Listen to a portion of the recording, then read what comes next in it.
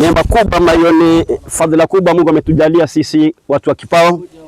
Tuna shule yetu hapa, tukapata msikiti katika shule, na leo inshallah tunafungua sababu ya ibada ya watoto, na tunataraji hii itakuwa ni mfano mzuri, watu watafanya ibada, na tunamshukuru wale wafadhili waliotuengea pamoja na mtoto wetu PS Idris Salim alisimama kwa hima mpaka tukatoa msikiti huu.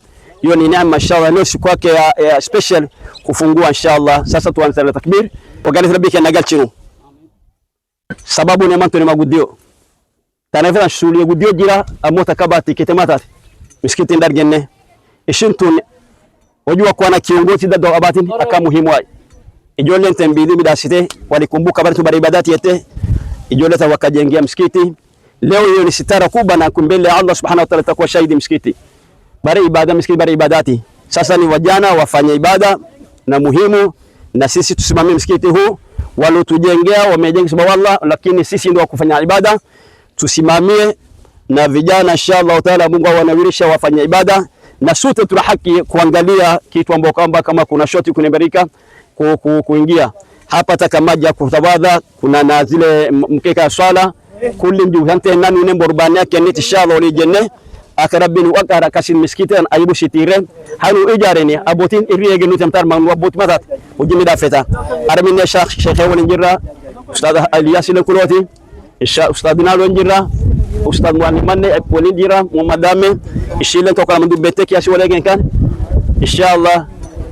Alhamdulillah, tunamshukuru Mola Subhanahu wa Ta'ala kwa kutuwezesha kujumuika hapa kwa iftitahi ya almasjid ambao wenye wametabarra kwa ajili ya wanafunzi talaba ya shule ya Kipao primary secondary wawe pia na kuweza kutekeleza ibada yao mahali kama hapa, na wale wafadhili ambao kwamba na pamoja na wale viongozi wamesaidiana kutuwezeshea kuikamilisha jengo la hili msikiti.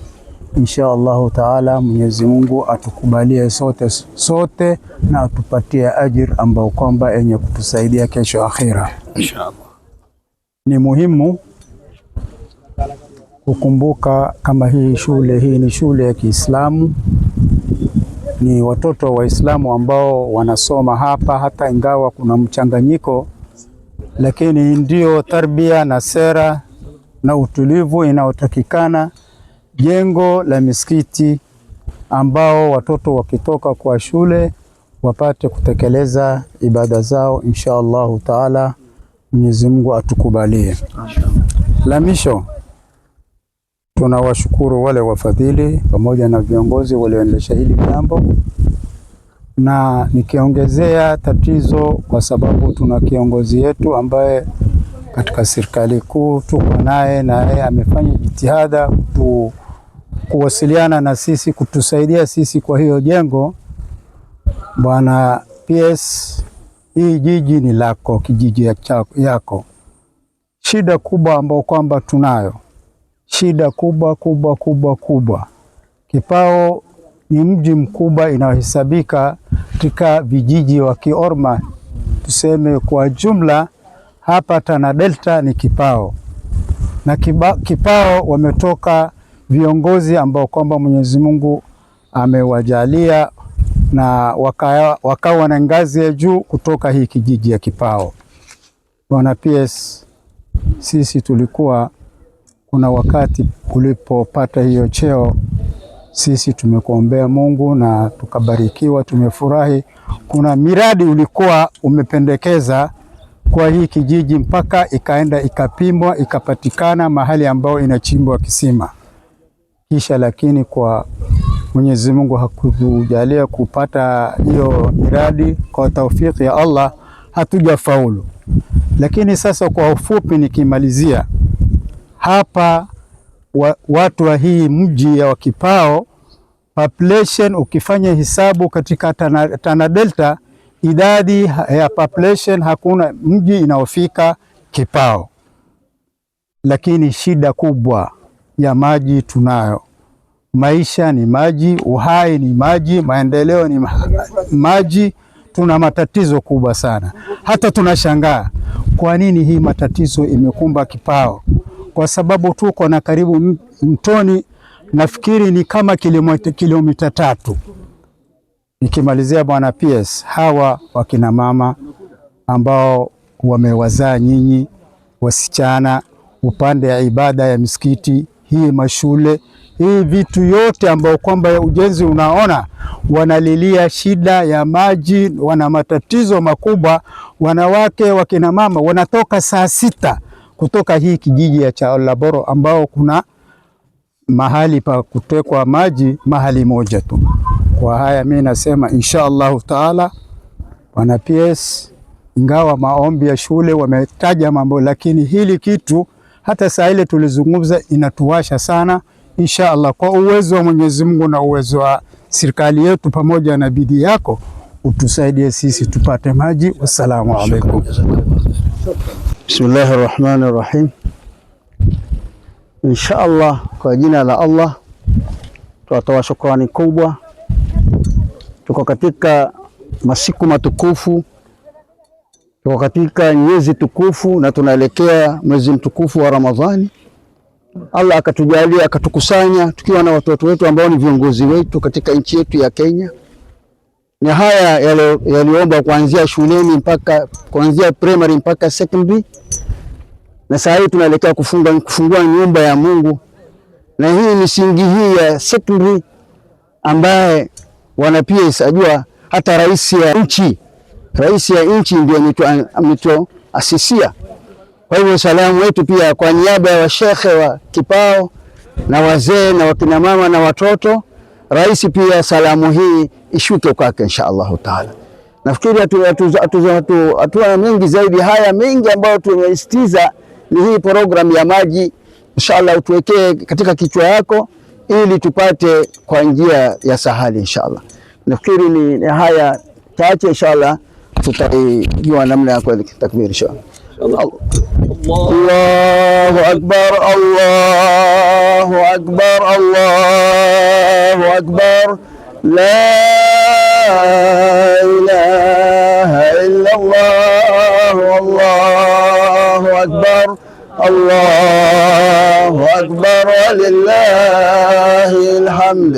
Allahu akbar, Allahu akbar, Allahu akbar, la ilaha illa Allah, Allahu akbar, Allahu akbar, walillahil hamd. Akbar kabira walhamdulillahi kathira wa subhanallahi bukratan wa asila. La ilaha illa Allah walhamdulillahi kathira wa subhanallahi bukratan wa asila.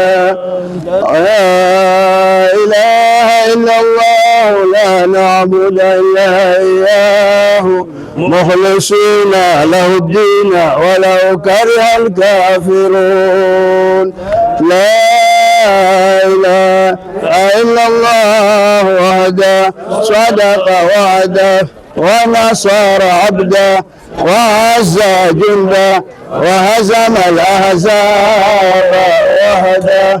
La ilaha illa Allah, Allahu akbar, Allahu akbar, walillahil hamd. Alhamdulillah bil alamin. Inshallah tunafungua, tuna wazee wetu mashekhe na inshallah Ustadh Ilyas na mgeni wetu mashhur, ambapo inshallah kwanza baada takbiri atatangulia mzee wetu Mwalimu Ono, kisha inshallah mgeni wetu mashhur Idris, kisha mashekhe tuliko hapa sote inshallah, na Adinani yuko hapa na mwalimu mwingine ambao kwamba tutafuatilia inshallah. Tukiingia pia tutarakai kwanza, kisha tusome tayasar ili tufurahikie. Mungu atuzidishie la khairi ili izidi kunawirika na tupate msikiti mwingine ambao kwamba kila shule ya Waislamu upate msikiti kama huu inshallah. Assalamu alaykum. Mwalimu. Allahu akbar. La ilaha illa Allah. Allahu akbar walillahil hamd. Allahu akbar. Allahu akbar. Allahu akbar. La ilaha illa Allah. Allahu akbar. Allahu akbar. Allahu akbar. Juri la garantima kwa dubla chino. Ingeni. Bukrata wa asila. Inshallah. Duma ye baada Qur'an sommeron tutapata tadhkira kumbusho dikiyo kuhusu fadla miskiti ya Royal Timte. Duma inshallah tasid gargargalla. Ha ijareni ijar samin ijetumu barantum ibada feti tikfeti ijolen baratin wawsike wajuye barantum minkum min degani kastani hajja kasid banumu min hajja shanu mudaru shanu i wakati walba in marra feda imaru rafeda inshallah kasti marishine ni yasulin tenne amta al itiqaf ni yonfene tayari kasdira tutasoma yasin baada inshallah taala tutaomba dua wazenu tikamite kalwenten armangad inshallah baada tutapata tadhkira ما يشابه سنة مثبوسيني كسمان دلنا كيف نبون تلفنيسا أكسد غرغرغلا بيدينية يا حضرة النبي محمد المصطفى الفاتحة. بسم الله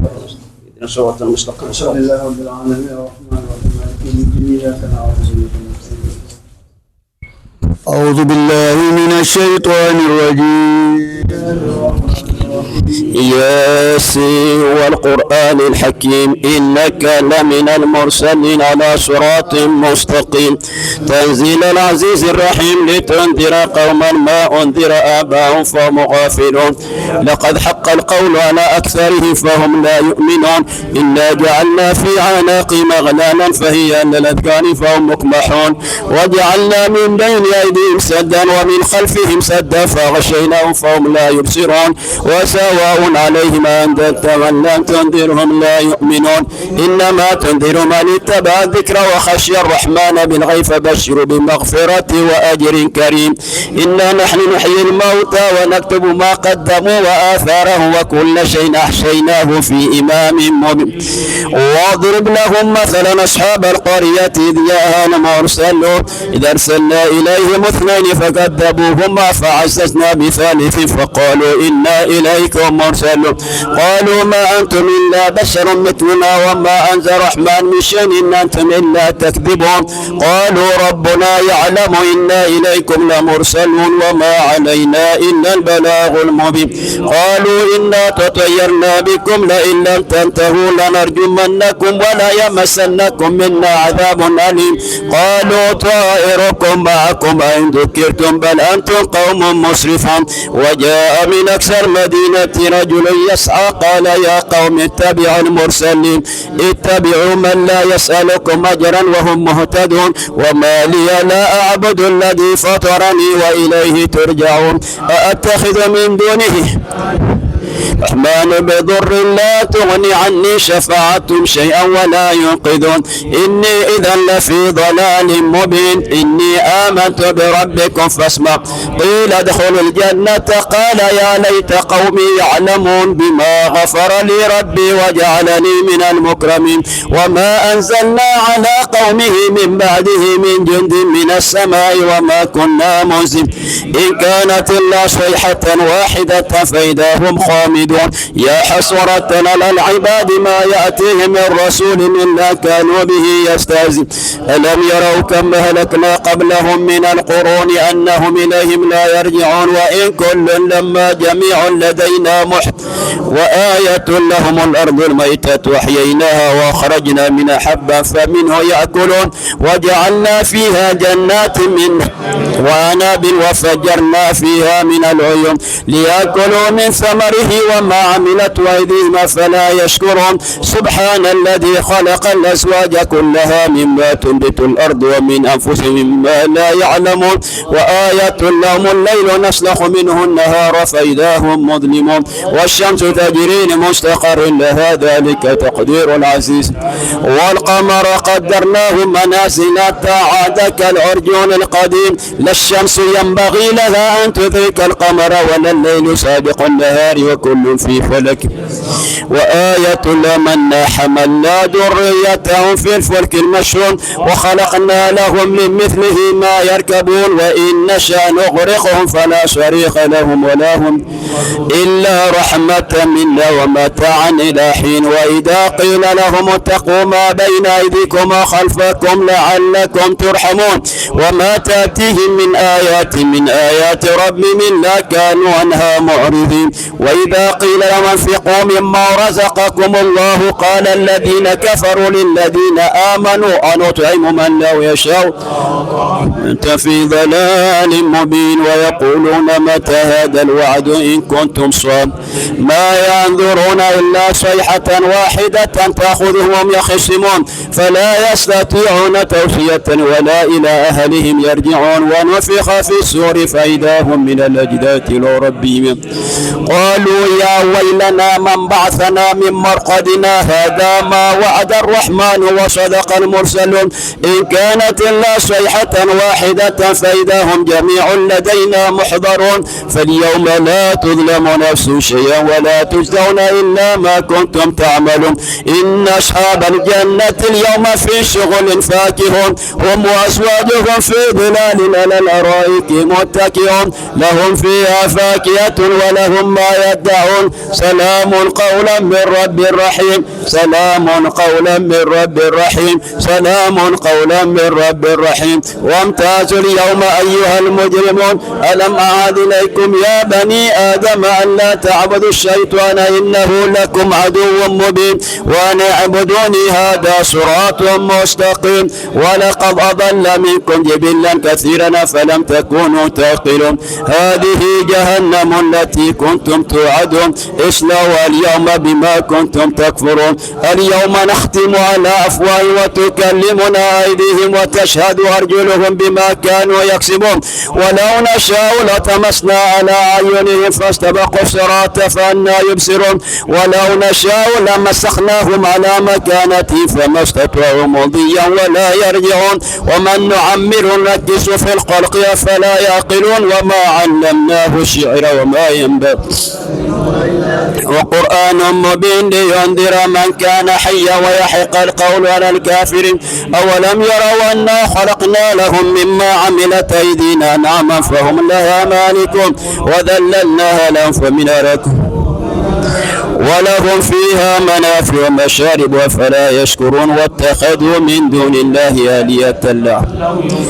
لا يستطيعون نشرهم لهم جند محضرون فلا يحزنك قولهم إنا نعلم ما يسرون أولم ير الإنسان أنا خلقناه من نطفة فإذا هو خصيم مبين وضرب لنا مثلا ونسي خلقه قال ما يحيي العظام قل يحيي الذي يشاء ولمرت بكل خلق عليم الذي جعل لكم من الشجر الأخضر نارا فإذا أنتم منه توقدون أوليس الذي خلق السماوات والأرض بقادر على أن يخلق مثلهم بلى وهو الخالق إنما أمره إذا أراد شيئا أن يقول له كن فيكون فسبحان الذي بيده ملكوت كل شيء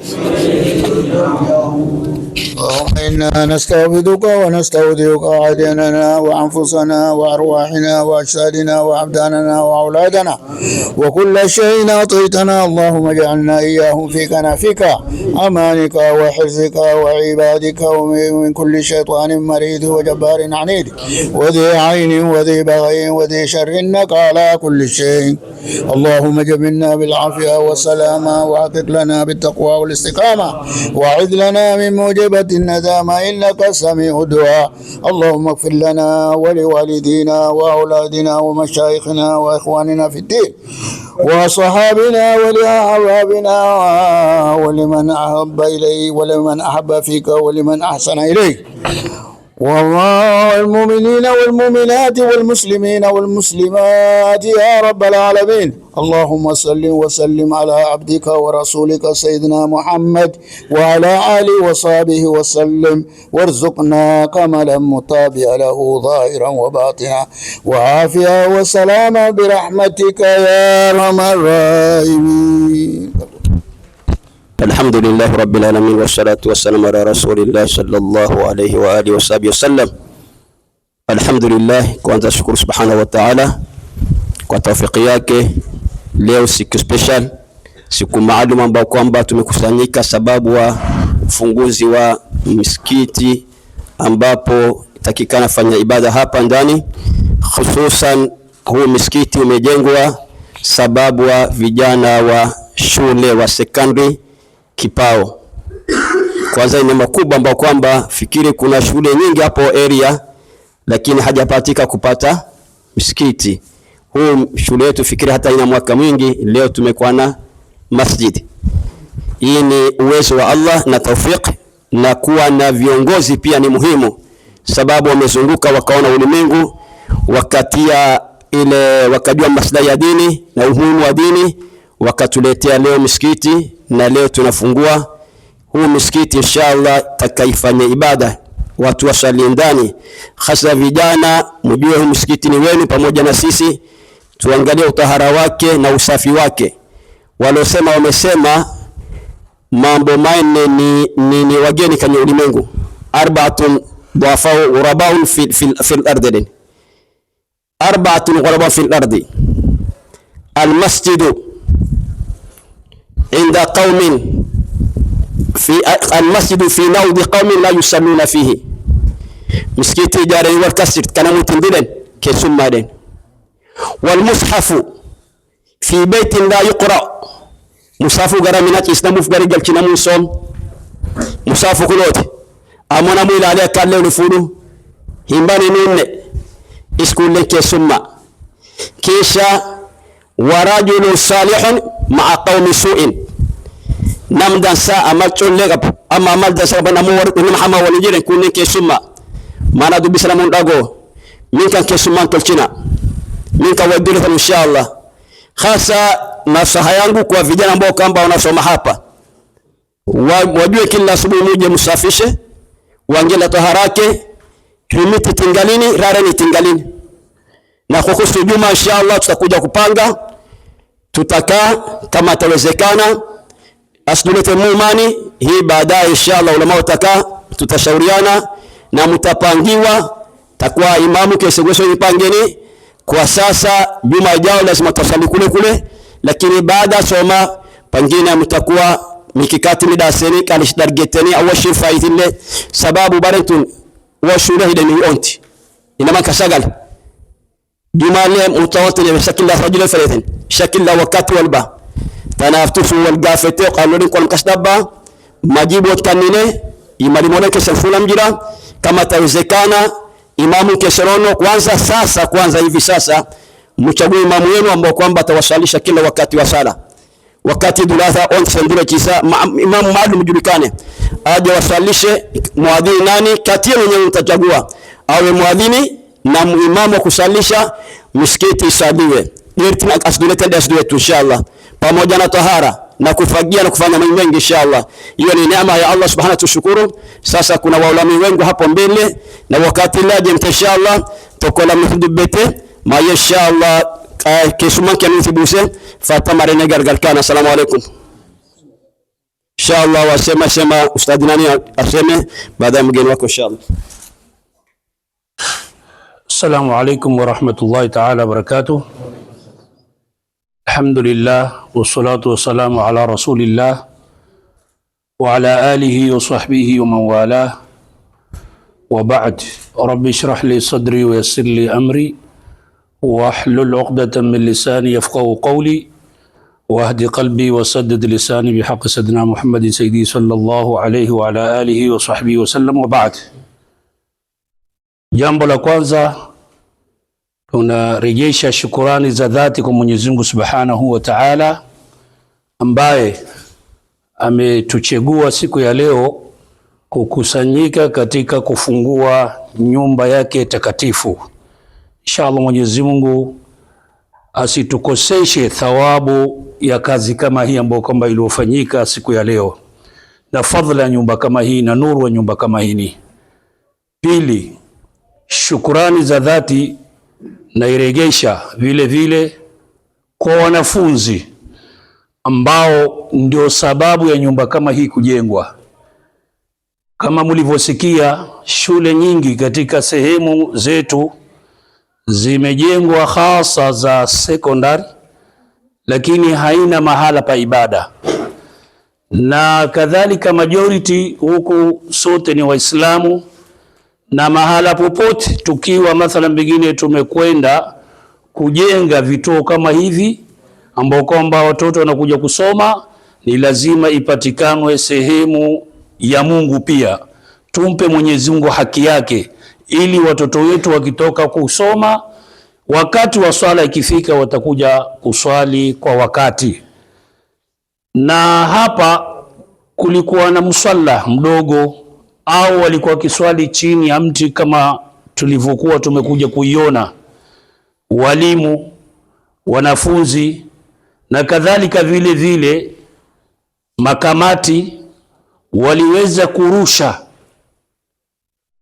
mazungumzo yao, mahitaji yao ya misikiti, ikaonekana katika vyombo vya habari.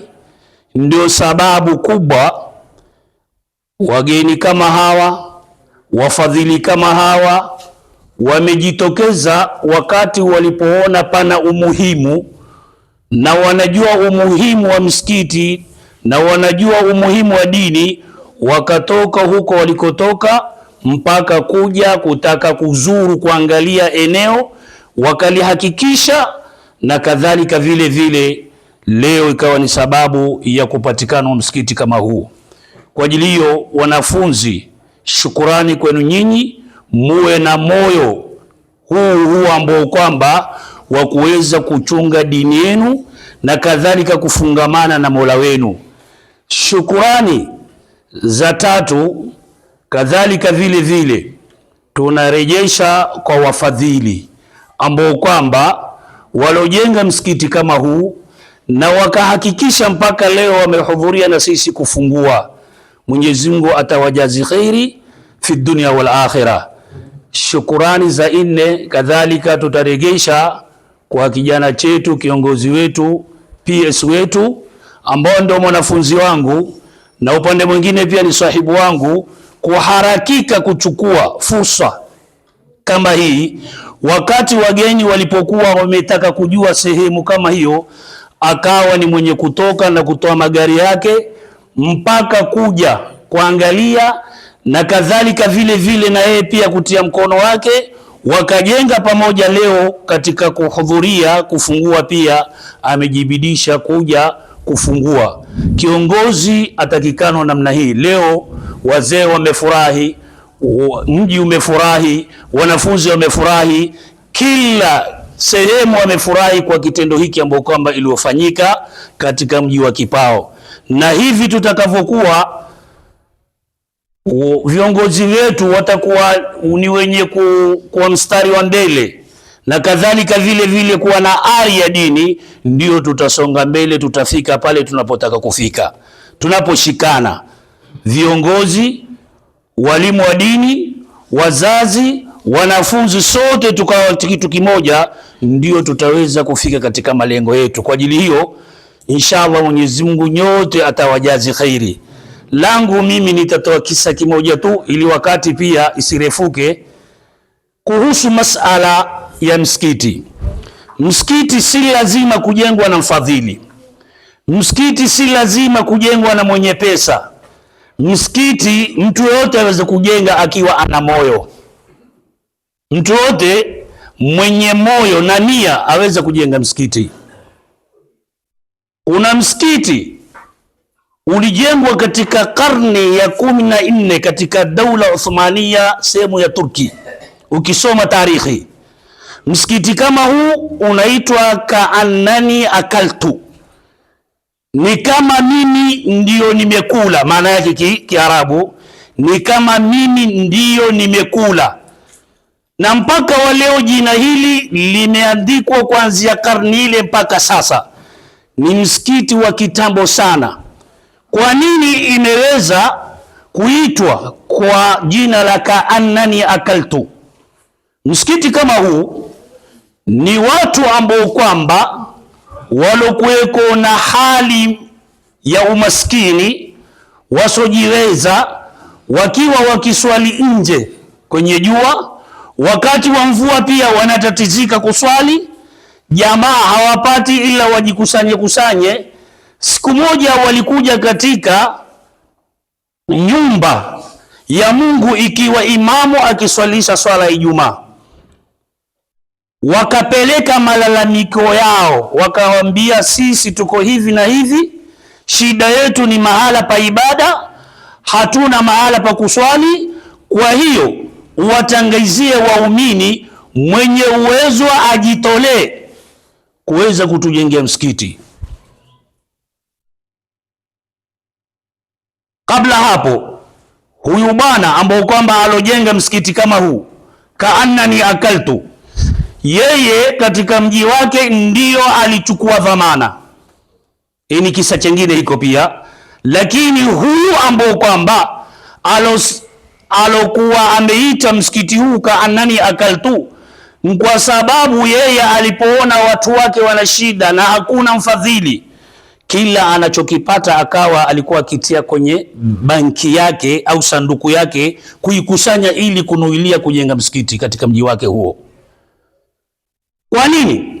Pesa kidogo akipata, ikiwa ametamani leo kula mchele wa hali ya juu, utukua pesa kama hiyo utia kwenye sanduku na huku usema Kaannani Akaltu, yani pesa hiyo nilotia katika sanduku ni kama pesa ambayo kwamba nilonunua mchele nikala.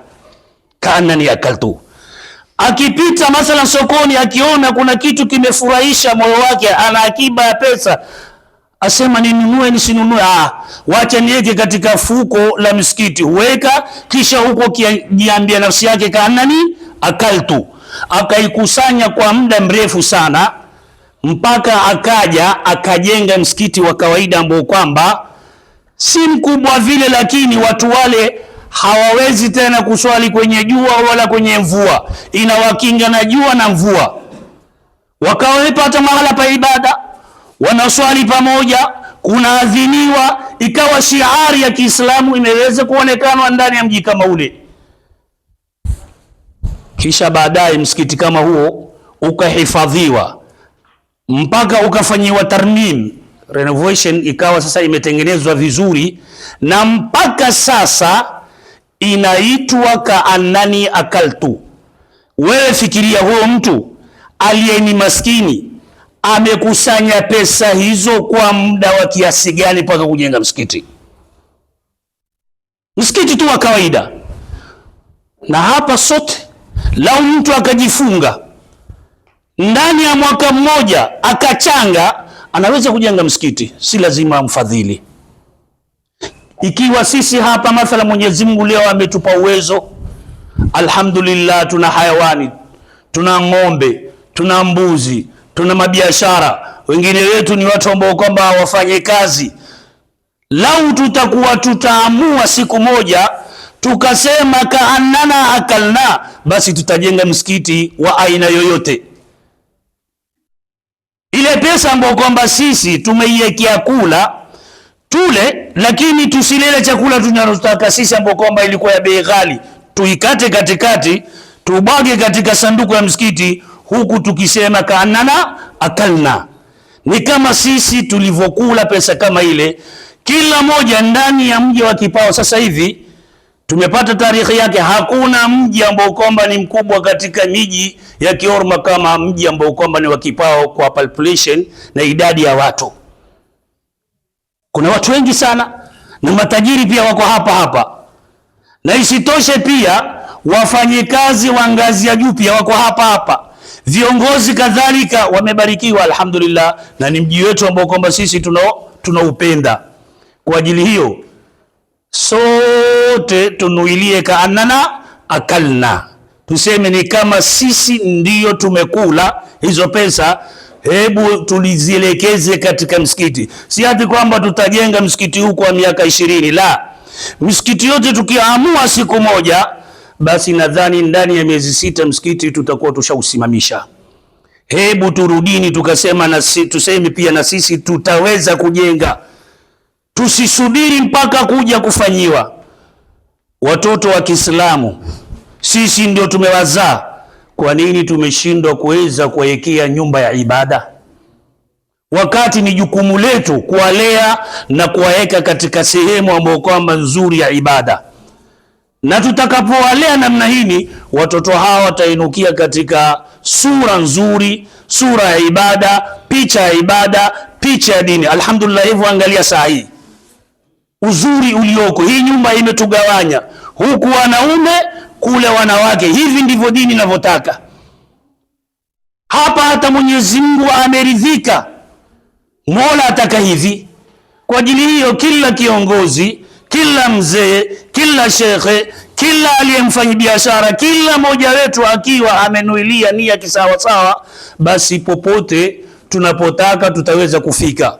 Kwa ajili hiyo insha Allah taala, mimi sitorefusha zaidi. Furaha yetu sisi ni kuona kila shule panao msikiti ambao kwamba pa wanafunzi waweza kuabudu vipindi vao ambao kwamba wao wako shuleni. Mfano shule nyingine huwa ni boarding. Kwa ajili hiyo tuwaekee msikiti, tuwaekee misahafu, wakati watakapokuwa wanapumzika waje wapumzike mahala hapa, waswali, wafungue Qur'ani, wasome, muda wao wautumie katika kujikurubisha kwa Mwenyezi Mungu Subhanahu wa Ta'ala. Na kadhalika vile vile hapa tumegusiwa masala ya Ijumaa. Ijumaa tundeni tuswalini hoko kwa sababu Ijumaa ina sheria zake, Ijumaa ina masharti yake. Ijumaa tuqamu fi khittati albaladi, na Ijumaa si swala ya dhuhuri, Ijumaa si swala ya alasiri. Lazima tuichunge sheria za Ijumaa. Ijumaa siku moja kwenda kutangamana na wendani wao, sioni kama kuna shida. Kwa hivyo sisi tunapotembea tuende na sheria na mikakati ya dini inavyotuambia, tusiangalie usahali wetu, wala tusiseme kwamba kwa shuleni wataswali Ijumaa. La, Ijumaa ni ibada ambayo kwamba ina sharuti zake, tuifuate namna ile. Swala 5 zao waswali hapa, Ijumaa waje waswali pale walipokuwa kiswali. Kwa haya machache, ikiwa mimi nimekosea, pia ni haki nikosee, ni mwanafunzi, mbele yangu kuna mashekhe, lakini tuitizame hali ya Ijumaa na vile vile turudisheni kule ili tuweze kurudi katika asili ya ibada sahiha. Wal afwa minkum, wassalamu alaykum rahmatullahi ta'ala wa barakatuh. Assalamu alaykum warahmatullahi wabarakatuh. Kwanza tunamshukuru Mwenyezi Mungu ametupatia hii nafasi tukakutana siku ya leo muda kama huu. Ya pili, yale mashaka wameongea. Mimi nimetumwa na mheshimiwa ambaye ni sponsor mkuu ya hii shule. Amesema leo hangepata nafasi ya kuwasiliana na kuhudhuria hiki funguzi ya hii msikiti, lakini amesema Mungu akipenda wiki ijayo stima hii shule itafunguliwa. Wanafunzi wamekuwa na shida kwa muda mrefu, lakini amesema kila kitu kiko tayari. By next week asubuhi amesema ataifungua, ndio ataenda ku launch basari. Ile mingine ya pili amesema shule itafanywa boarding Mungu akipenda. Tutajaribu kuextendiwa ile fence, dormitory 2 zote zingie ndani ya fence, ndio shule iko boarding Mungu akipenda. Because mashule ya karibu, vijiji ya karibu, kama last week nilikuwa Ngao, nilikaa na wazee wao na vijana wao na wakina mama wao. Wameomba sana mheshimiwa afanye hii shule ikuwe shule ya boarding, kwa sababu wamesema wanataka watoto wao wasome hapa, lakini shida ambao wako nao ni shida hii mandovu ambapo wanasumbua barabarani. So wameomba hii shule ikuwe boarding. Wakati hiyo najaribu kuwaunganisha wao na mheshimiwa. Mheshimiwa amekubalia, Mungu akipenda shule itafanywa boarding hivi karibuni inshallah. So zile materials ambao mmeletewa wakati takuwa boarding, mheshimiwa amesema watatumia hiyo kwa wale ambao hawajiwezi, wataanza kutumia hiyo. Mano materials 100 wakati iliyopita imeletwa, watatumia hiyo kiasi atawaletea wengine. So yangu ni hiyo, ni salamu tu ya mheshimiwa. So asanteni. Assalamu alaikum warahmatullahi wabarakatuh. Kama alivyosema Sheikh, wakati umekwenda sana, lakini ni muhimu tuzungumze kidogo. Kwa nini tuko hapa leo? Hapa tu kwa sababu ya kutukuza shair Allah. Misikiti ndio sehemu ambayo Mwenyezi Mungu Subhanahu wa Ta'ala anatajwa na anaadhimisha. Mwenyezi Mungu Subhanahu wa Ta'ala amejalia kwamba kila mwanadamu, kila Muislamu lazima sala 5. Na sisi kule Mombasa tuna program mara kwa mara hukutana kujaribu kusaidia zile sehemu ambazo hazina misikiti. Kuna lesson kubwa sana nimepata katika safari ya Kipao. Nafikiri hii ni mara yangu ya pili. Nilikuja mara ya kwanza kwa site visit, mlikuwa hamuko, ni holiday. Hii ni mara ya pili.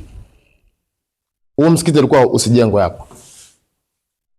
Tulipata maombi Garissa, Lamu, wito kuna sehemu inaitwa Mpeketoni nafikiri kama sikosei, na Ozi. Tukafanya hizo trip zote, tukaenda sehemu 4. Tukarudi Mombasa kukaa chini kuchagua katika hizi sehemu 4 ni sehemu gani zina uhitaji zaidi. Lesson yangu ya kwanza nimegundua kwamba social media ikitumika vizuri iko very powerful. Una wenzenu fulani kidogo nafikiri na mwalimu walirekodi clip. Mimi wanaingia TikTok nikiwa free. Nikaona TikTok yenu. Wakati ndio kwenye mkutano ya kuamua tutajenga msikiti wapi. Kaambia jamaa kuna sehemu inaitwa Kipao. Na mimi nikiona Kipao, mtu wa pekee ninamjua Kipao ni Idris. Pekee. Kwa hivyo nilipoona tu pale mimi nikajua hapa ni nyumbani, kwa sababu Idris ni kama my brother. Tumesoma same primary school. Kwa hivyo nikaona kwamba sasa lazima ni review zile minutes. Tuingize sehemu ya 5. Kama kuna sehemu hapa ambayo inahitaji zaidi. Hawa kuna watoto 400 na hawana mahali pa kuswali. Ozi tulipoweza tumepata msikiti mmoja. Kwa hiyo watoto ni wengi, lakini angalau kuna msikiti. Mpeketoni kuna msikiti wa matope, angalau kuna mahali pa kuswali. Hawa wasema solution ya mti. Kwa hivyo power ya social media. Kama una simu yako itumie vizuri. Hata kama mwanafunzi, kuna site za masomo ukiingia utapita. Haina maana kwamba social media ni mbaya throughout, no. Ina uzuri wake. Na nyinyi mlitumia vizuri. Leo alhamdulillah tuko ndani ya msikiti kama huu. Lesson ya pili nilipata Kipao. Sikujua Idris yatoka wapi. Tunaona na Malindi tu. Lakini look at pale Idris ametoka na leo yuko wapi? Alipotoka Idris ndio wewe uko sasa. Kwa hivyo what do you learn? It can be done. Isn't it? Can it? It can be? It can be done. Hakuna siku Idris alikaa chini, hata mimi tangu nikimjua tukiwa wadogo, kwamba kuna siku Idris ataingia hapa kiasi kutoa na maskari. Iko siku hata Idris mwenyewe uliota kweli? Lakini it can be done. You can start somewhere. Na nyinyi mna platform. This is the platform. The school na hii nyumba. Kwa sababu masomo peke yake bila kumuomba Allah taufiki haingii. Kweli ama urongo? Kwa hivyo musome na muswali. Kitu muhimu sana. Kitu nyingine nimesoma cha 3 na mbona cha mwisho. Boys, you need to be confident. Nimegundua vijana wa Kipao hawana confidence kabisa. You are too coward. Mwanaume hafai kuwa mwoga. You guys are more confident than you. Ukiambia njooni huku, girls ndo wanatangulia, wasichana wanachungulia tuje ama tusije, baadaye ndo wanakuja. Ar-rijalu qawwamuna 'ala an-nisa. Nyinyi ndo muongoze wale, si wale waongoze nyinyi. Kwa hiyo next time nikitembea hapa nataka nione boys wako mstari wa la mwisho.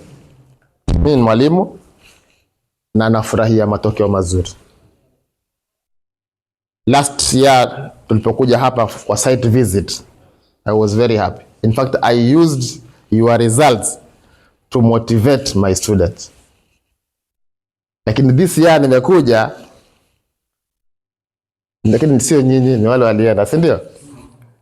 You can correct that. Si ndio? You can correct that. Is it possible? Form 4s, make your results better. Kila mtu lazima afanye bidii aende university. Imagine I use your results to motivate my students. Right now 80% wa my students wameenda university. 80%. Waliobakia, the lowest grade in my school is C-. Lowest. Sasa nyinyi ambao mmewatumia ku motivate wale, umeenda chini. Nasikia only 4 have gone to the university. It can be. I'll visit you next time. Shukran. Alhamdulillah wassalatu wassalamu ala ashrafil anbiya wal mursalin habibina wa sayyidina wa sanadina wa shafi'ina Muhammadur Rasulullah sallallahu alaihi wasallam. Rabbi shrah li sadri wa yassir li amri wahlul 'uqdatam min lisani yafqahu qawl. Assalamu alaykum. Assalamu alaykum. Leo ni siku kubwa kwetu hapa na ni siku ambayo tumehudhuria jambo muhimu katika maisha hii shule.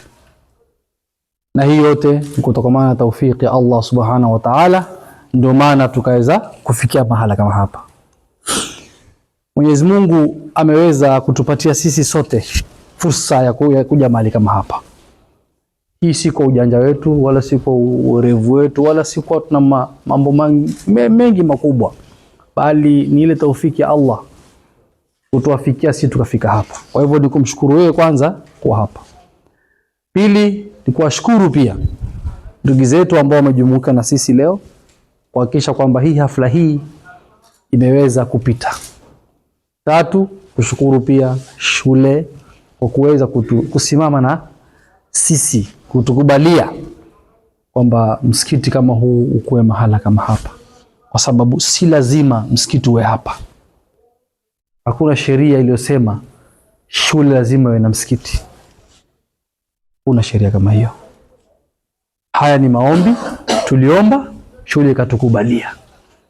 Kwa hivyo tuwashukuru sana viongozi wa shule kwa kuweza kutukubalia sisi kuweka msikiti kama huu hapa, ili watoto hawa wapate kuswali na wapate kumkumbuka Mungu wao, kwa sababu elimu bila kumkumbuka Mwenyezi Mungu hakuna kitu. Somo utakavosoma, lakini kama itakuwa swala zako ziko na kasoro, hakuna baraka katika yale unayoyafanya. Kwa hivyo sote ambao tulizitembea tukafika mahali tumefika, kitu kikubwa kilitufikisha hapa tumefika nini? Maombi.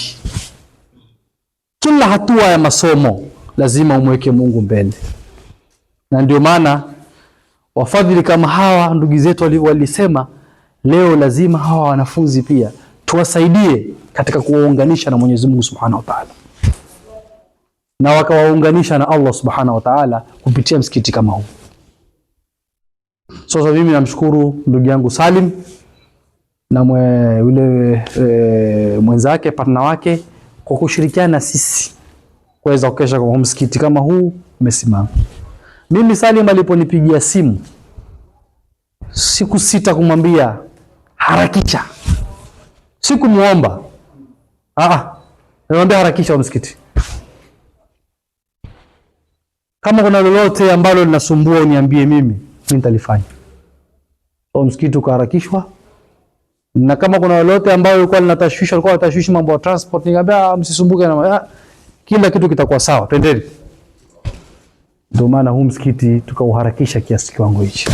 Na kila ukikiwa kuna matatizo yote tuko kwa simu kila wakati mpaka pakisha kwa msikiti umesimama.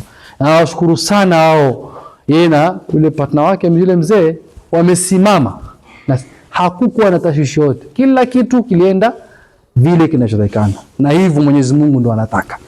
Muislamu ukifanya jambo la kheri, waambiwe ulifanye mpaka mwisho. Lakini kama mbaya ufanye nini? Usite pale katikati ambapo umeona kwamba hapa ni baya, uachane nalo. Lakini kama la kheri, fikisha mwisho. Na hayo ndio mafunzo ya dini ya Kiislamu. Kwa hivyo sisi kama jamii leo tumepewa jukumu kubwa na hawa ndugu zetu. Wametujengea msikiti, wakauleta hapa. Sasa sisi la kubwa kufanya ni kuomba ndani yake. Kama hilo litatushinda, basi itakuwa hakuna kitu tutaweza kufanya. Kwa hivyo mimi advice yangu kwa hawa walioko hapa, msikiti umekuja huu, basi uwekeni kwa matumizi mazuri. Sitaki mfanye huu msikiti uwe store, kwa sababu misikiti mingi ya shule mimi nikienda, watu hufanya ni store ya kuweka vitabu vya shule. Hakuna mambo kama hayo. Hii ni nyumba ya Mungu, ipewe heshima yake kama ule msikiti wa kule Kipawa ambao mnawapatia heshima. Tusione vitabu vya shule hapa. Tukija next time, tusione watu wameweka uniform zao hapa. Lazima huu msikiti upewe heshima yake. Kwa hivyo kitu kikubwa ambacho nyinyi sasa nataka mfanye ni muungane na nini? Na Mungu wenu. Kwa sababu kila hatua ukiwa utaenda na Mungu, hakuna kitu kitapotea. Kama Sheikh alivyosema, mchaguane, mtoe imamu. Mimi katika maisha yangu niliyosoma, mimi nimekuwa imamu kila mahali.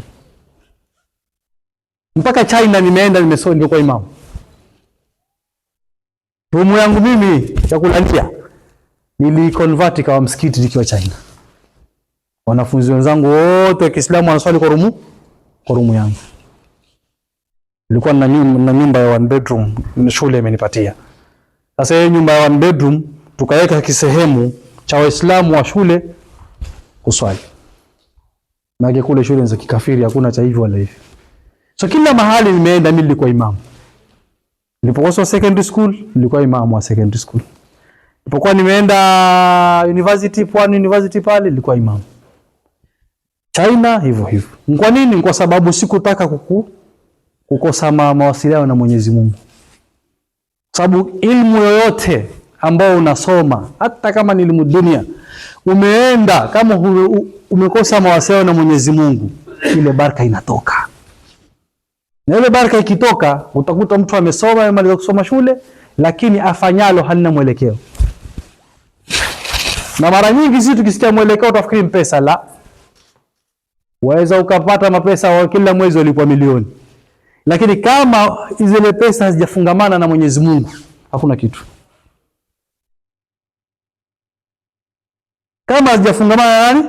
Na Allah Subhanahu wa Ta'ala. Sasa mawasiliano yako usiyapoteze na Mwenyezi Mungu. Ukiweka mawasiliano na Mwenyezi Mungu, ndio utaweza kufaulu hapa duniani na kesho akhera. Lakini mara nyingi tunasema mambo ya Mungu ni ya mashekhe, mambo ya Mungu ni watu wa madrasa. La, mambo ya Mungu ni yetu sote.